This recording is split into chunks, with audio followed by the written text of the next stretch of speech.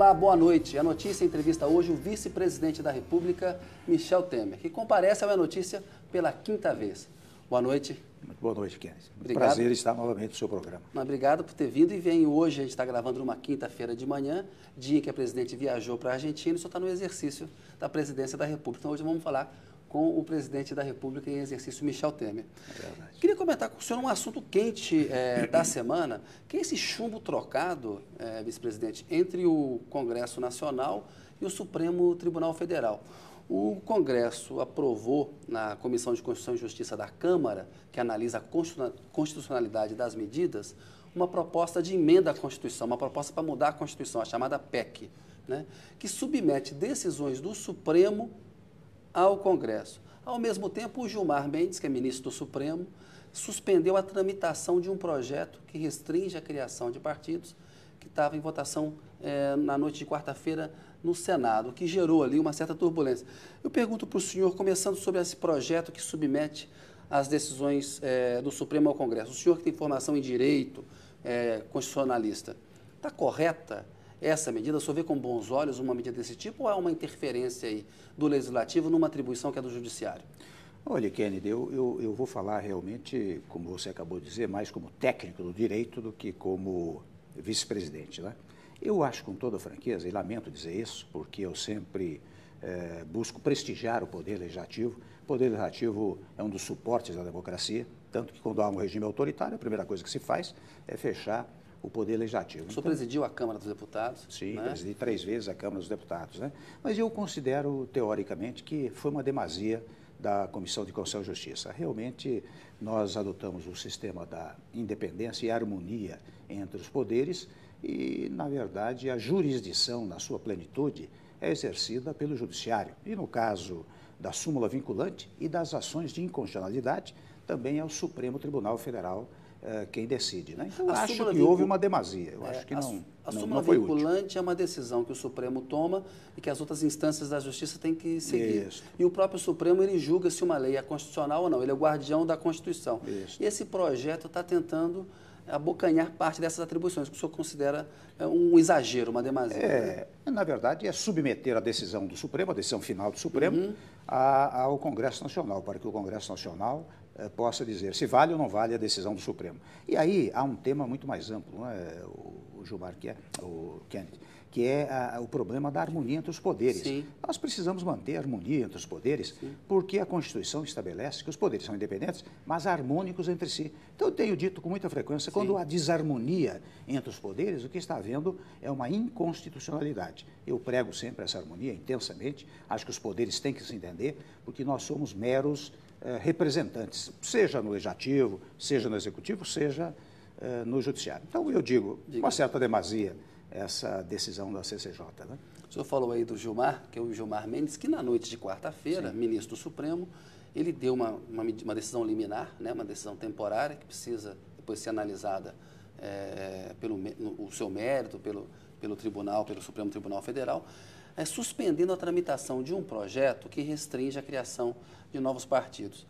O Gilmar Mendes agiu corretamente também ou foi um troco ao Congresso? Porque ele suspendeu a tramitação, nem esperou acabar a tramitação e ir para o Supremo examinar se está certo ou se está errado. Esse período foi lá e falou, não pode votar esse projeto. Está correto isso?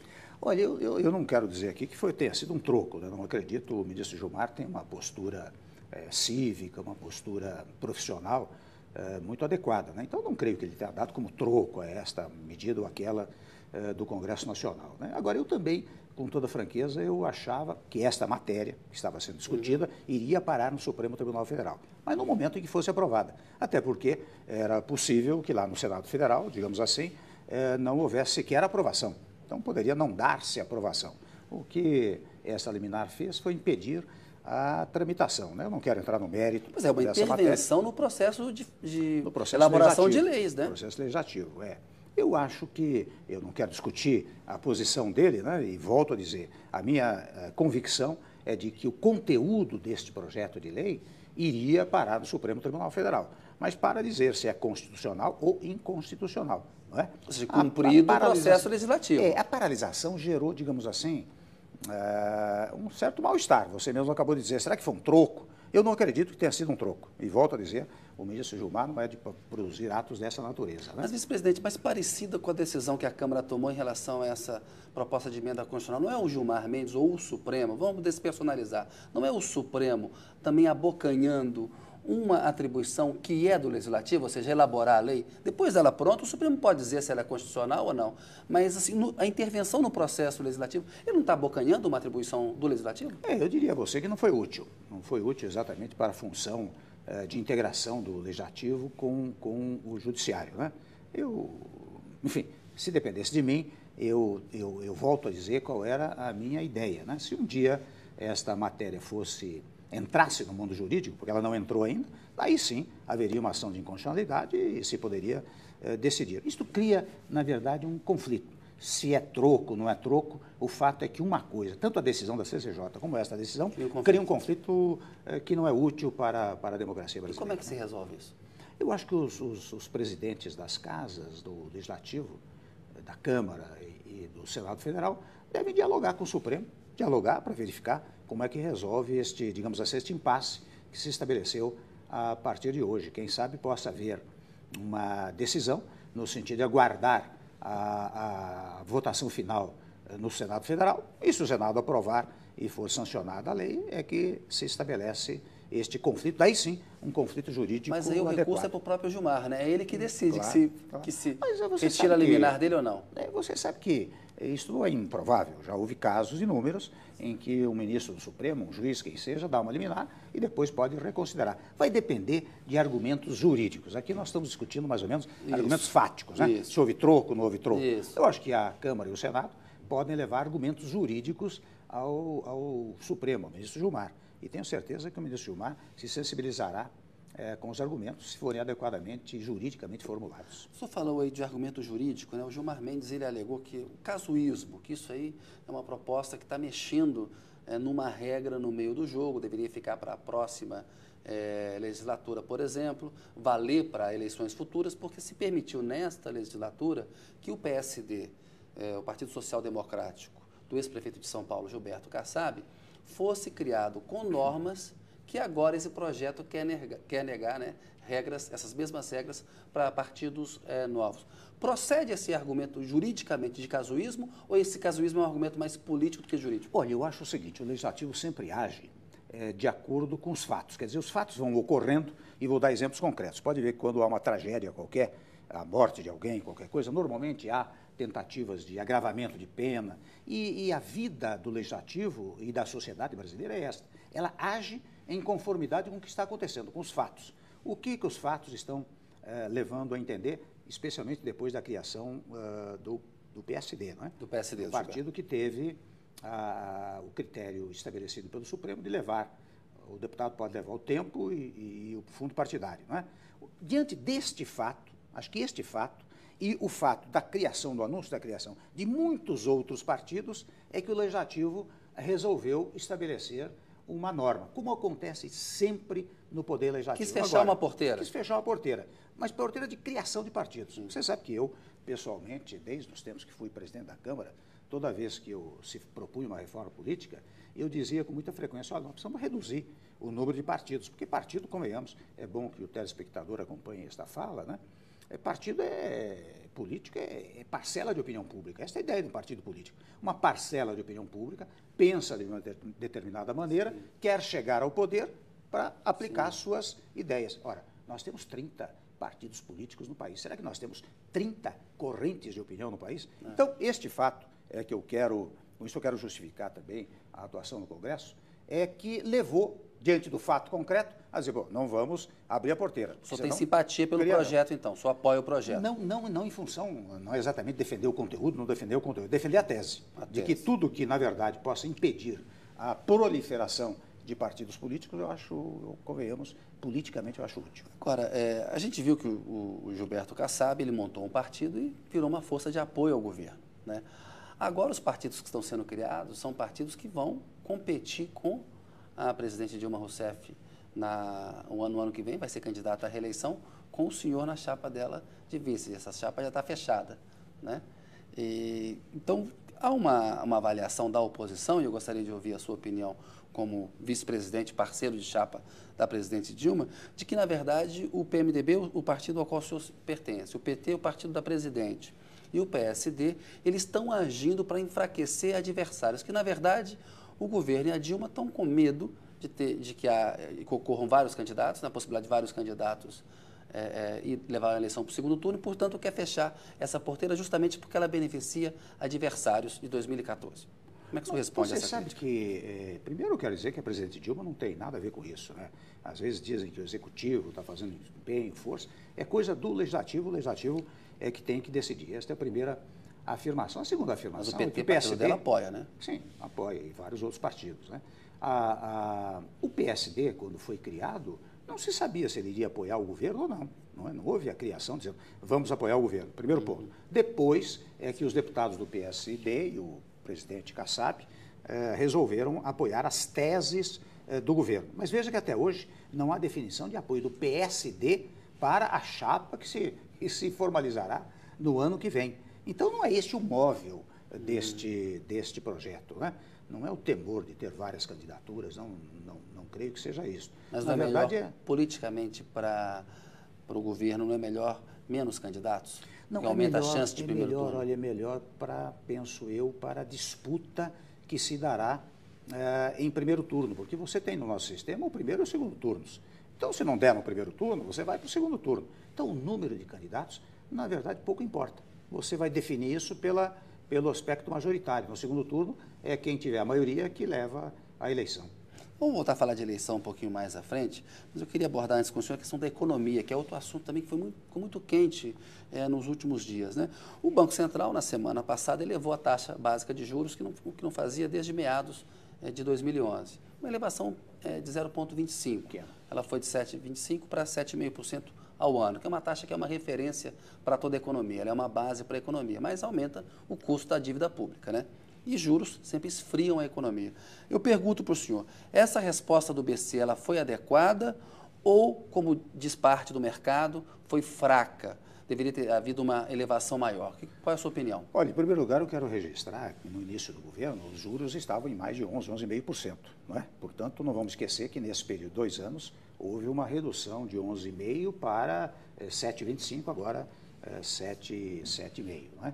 Então, como havia anúncio ou preocupação com inflação, o Banco Central resolveu elevar minimamente esse 0,25%, pouco altera no aspecto econômico do país. Agora, se há uma perspectiva, é só perspectiva, não há anúncio disso, mas perspectiva de inflação, acho que o governo tem que tomar providências que impeçam a inflação. Você sabe que a inflação é um mal que corrói todas as economias, né? Então, o Brasil, que há muito tempo controla a inflação, tem que tomar medidas adequadas para evitá-la. Eu acho que foi este o tópico do Banco Central. A presidente chegou a dar um depoimento, uma declaração de que não concorda com políticas monetárias, políticas de juros que reduzam o crescimento, né? O mercado interpretou isso como uma intervenção direta dela no Banco Central, um Banco Central com menos autonomia.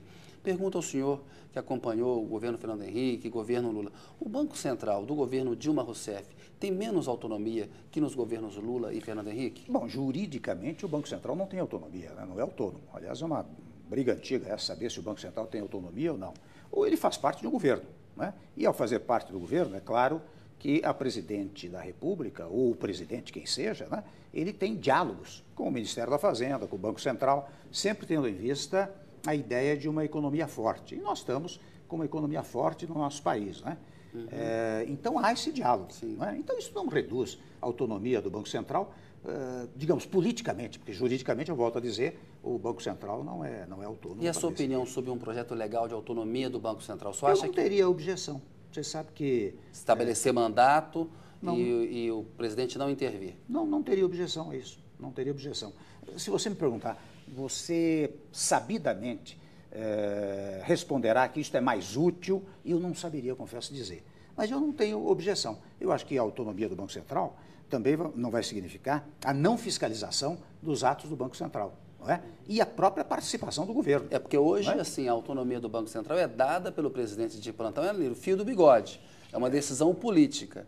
E o argumento para que se essa decisão se mantém assim, é o seguinte, quem recebeu os votos foi o presidente da República, né? A presidente que tem os votos, portanto, ela teria o direito de fazer intervenções se ela achar adequado. O mercado é que reclama de que deveria ter mais autonomia, porque essa intervenção política atrapalha o combate à inflação. Em geral, viu, Kennedy, você sabe que eu tenho acompanhado o governo, a presidente não faz intervenções no Banco Central, ela troca ideias para saber. Os técnicos estão no Banco Central, eles é que verificam qual é o melhor caminho. Não é? E isso é uma troca, não apenas dos diretores, do presidente do Banco Central, mas de todo o setor dos economistas que estão no governo e da própria presidente, né, que conhece a economia como poucos. Né? Então, há um diálogo entre eles para verificar o que é melhor para o país. Mas voltando à sua pergunta, eu digo, se um dia decretasse a autonomia do Banco Central, pessoalmente eu não tenho nenhuma objeção. A economia está morna, né? Já tem gente no governo que acha que se crescer 3% em 2013 na comparação com 2012, já será muito. E a gente teve em 2012 um crescimento baixo, de 0,9%, e em 2011 também baixo, 2,7%. Na média, dá 1,8% de crescimento nos 2 primeiros anos do governo Dilma. Pergunto para o senhor, por que o Brasil não consegue crescer mais? Você sabe que, quando se faz essa pergunta, a gente nunca pensa nos Estados Unidos e na União Europeia. Né? Se você pensar nos casos da União Europeia, de vários países da União Europeia, nos Estados Unidos, você tome, por exemplo, o índice de desemprego. Ainda ontem eu estava olhando isso. Lá na União Europeia está chegando a 13% em vários países o índice de desemprego. A Espanha passou de 6 milhões de pessoas, o maior número absoluto. Não é? E em março o Brasil teve o menor desemprego registrado para março. 5,5% aqui do Brasil, nos Estados Unidos é 8%. Estou falando de países poderosos, né? Países economicamente fortes ao longo do tempo. E nós, o que temos feito aqui no país, desde 2008, é segurar os eventos externos que possam influenciar na economia brasileira. Então, nós ainda estamos a salvo. Quando você diz o desemprego continua abaixo do país, é porque nós estamos salvando a economia. Então, eu não tenho preocupação com isso. Mas na comparação com países da América Latina, o Brasil anda crescendo pouco, ou seja, economias semelhantes à brasileira ou da mesma região estão com um desempenho melhor do que a brasileira. Mas isso não significa que nós não possamos crescer cada vez mais. Não significa, nós tivemos um desempenho pequeno no ano passado em razão de fatores externos, né? Mas nós temos agora a previsão de 3,5%, 4% do PIB, ou seja, uma elevação razoável ou forte em relação ao desempenho deste ano de 2012. Tem muita gente achando que não vai dar nem 3%, hein? Mas vamos esperar até o fim do ano, né? Agora não dá para dizer. A previsão, pelo menos dos versados no assunto, que trabalham nesse assunto no governo, é em torno de 3,5% a 4%. O senhor tem boa relação com o meio empresarial. Há uma queixa de parte dos empresários de que eles não foram ouvidos pelo governo com a atenção que recebiam no governo Lula e Fernando Henrique. Que a presidente Dilma quis reduzir margem de lucro, que isso acabou atrasando e inviabilizando até alguns investimentos. O senhor tem ouvido esse tipo de queixa e como é que o senhor responde a esse tipo de crítica? Eu ouço por ouvir dizer, simplesmente isso, não ouço diretamente de empresário. Agora, você há de convir que o governo vem produzindo atos que visam incentivar a produção e prestigiar o empresariado. Quando você pega o tópico da tarifa de energia elétrica, por exemplo, que muita gente acha que é só para as residências, mas quando você pega uma grande indústria... Tem um peso, né? Tem peso. São milhões e milhões gastos em energia e os descontos podem chegar a 32%. Ora, 32% da tarifa de energia para uma indústria significa a possibilidade de retenção de dinheiro que será reinvestido. As desonerações que têm sido feitas nos vários setores, desonerações tributárias, visam a incrementar a economia. A desoneração da folha de pagamento visa a incrementar a economia. Então, vários gestos que o governo está tomando estão pautados por essa ideia de que o desenvolvimento tem que vir pelo prestígio da iniciativa privada. E a iniciativa privada tem colaborado com isso. Veja, eu quero insistir nesse ponto, porque ao longo dos vários períodos, se diz, mas os juros estão muito altos, reduz os juros. Mas a tarifa de energia é muito elevada, reduz a tarifa de energia. Mas há muitos tributos, desonera uma porção de setores. Tudo atende empresariado. Tudo atende empresariado. Então, há talvez, digamos assim, um clima, digamos assim, de preocupação, não é? Não é de ação, mas de preocupação, porque a ação o governo tem feito. A oposição faz outra crítica que eu queria ouvir o senhor a respeito, de que a presidente Dilma é uma gerente muito centralizadora e que não seria aquela gerente que foi vendida na campanha de 2010 como uma gerente competente, seria uma gerente fraca, nas palavras do senador Aécio Neves, que deverá ser candidato a presidente pelo PSTB, porque o Brasil não está crescendo, os investimentos estão travados. Como é que o senhor responde a esse tipo de crítica específica agora da oposição? Olha, como gerente, não se pode fazer nenhuma crítica a ela.